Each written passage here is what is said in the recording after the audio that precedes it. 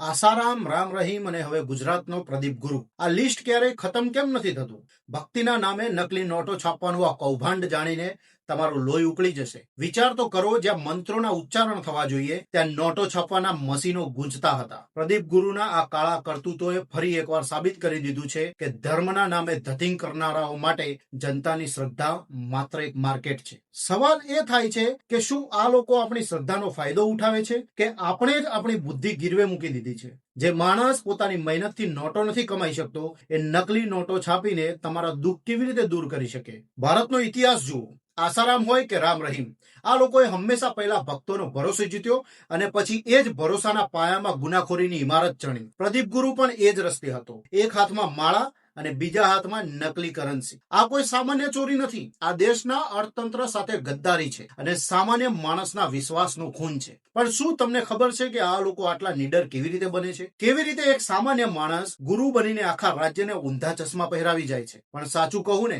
વાંક માત્ર પ્રદીપ ગુરુ જેવા ઠગોનો જ નથી, વાંક આપણો પણ છે. આપણે ક્યાં સુધી આવા શોર્ટકટ શોધતા રહીશું? જનતાને મારો સીધો સવાલ છે, શું આપણે એટલા લાચાર થઈ ગયા છીએ કે મહેનત કરવાને બદલે કોઈ બાપુના નકલી ચમત્કારમાં આપણું ભવિષ્ય શોધીએ છીએ? જ્યારે કોઈ કહે કે હું પૈસા ડબલ કરી આપીશ અથવા દુઃખ મટાડી દઈશ, ત્યારે આપણી બુદ્ધિ કયા ડબ્બામાં બંધ થઈ જાય છે? આપણે જ આ લોકોને ભગવાન બનાવીએ છીએ અને પછી જ્યારે એ જ ભગવાન નકલી નોટોનો સોદાગર નીકળે ત્યારે આપણે નસીબને દોષ દઈએ છીએ. સમાધાન બહુ સાદું છે. સાચો ગુરુ એ છે જે તમને મહેનત અને જ્ઞાનનો રસ્તો બતાવે, નહીં કે જે તમને અંધશ્રદ્ધાના અંધકારમાં ધકેલી દે. જો કોઈ બાપુના દરબારમાં ભગવાન કરતા ભૌતિક સંપત્તિ અને લાલચનો પ્રભાવ વધુ દેખાય તો સમજી લેજો કે ત્યાં ધર્મ નહીં પણ ધંધો ચાલે છે. જાગૃત બનો. આપણી શ્રદ્ધા આટલી સસ્તી નથી કે કોઈ પણ પ્રદીપ ગુરુ આવીને તેને લૂંટી જાય. આ વિડીયો બનાવતા મારું મન પણ દુભાયું છે, કારણ કે હજુ પણ હજારો લોકો આવા જ કોઈ બીજા ઠગની લાઈનમાં ઉભા હશે. મિત્રો, પ્રદીપ ગુરુ તો જેલ ભેગો થયો, પણ કાલે સવારે બીજો કોઈ નવો ગુરુ ઉભો થશે અને તમારા ભોળપણનો ફાયદો ઉઠાવશે. શું આપણે હજુ પણ આપણા પરિવારના મહેનતના પૈસા અને આપણી શ્રદ્ધા આવા ઠગ લોકોના ચરણે ધરતા રહીશું? તમારો એક શેર કદાચ કોઈ મધ્યમ વર્ગીય પરિવારને બરબાદ થતા બચાવી શકે છે. જો તમને લાગે છે કે હવે ગુજરાતને અંધશ્રદ્ધામાંથી જગાડવાનો સમય આવી ગયો છે, તો આ અવાજને દબાવવા ન દેતા. આવી જ રીતે દરેક કૌભાંડનો પર્દાફાશ કરવા અને જાગૃત રહેવા માટે અત્યારે જ અમારી સાથે જોડાઈ જાઓ, કારણ કે